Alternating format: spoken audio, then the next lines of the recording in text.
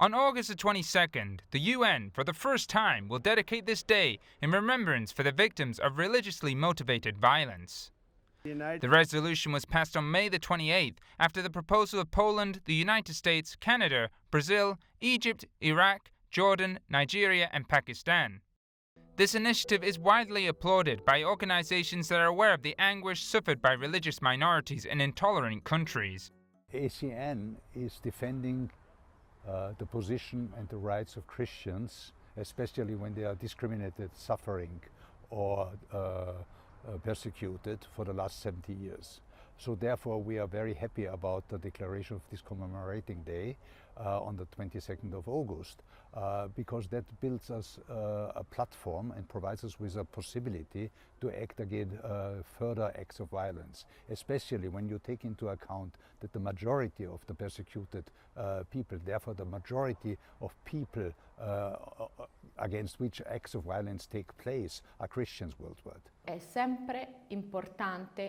It is always important to draw the world's attention to religious persecution. This is because it's an issue that is often kept silent. The idea of dedicating a day to those who suffer because of their faith is a very important step. I would like to say that it is a step that must be taken by all these people who, by living their faith, face deprivation, discrimination and even death. Aid to the Church in Need appreciates the commemoration of this day, but stresses that much work still lies ahead. We are very happy about this recognition of this commemorating day because it's the first step in the right direction. It's the first time that an international body like as important as the United Nations is recognizing that there exists acts of violence based on religion.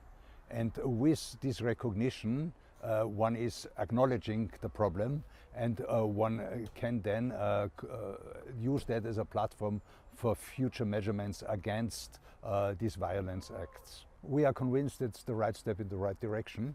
Whether it by itself will change so much, we will have to see.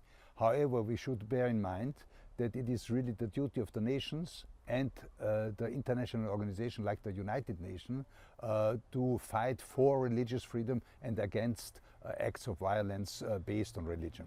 So this 22nd of August will be a perfect possibility and opportunity to remind the international bodies to do so. Aid to the Church in Need estimates that 1 in 5 Christians in the world live in countries where there is persecution or religious discrimination. All these people who have been victims of violence for religious reasons, not just Christians, will be remembered on August 22nd.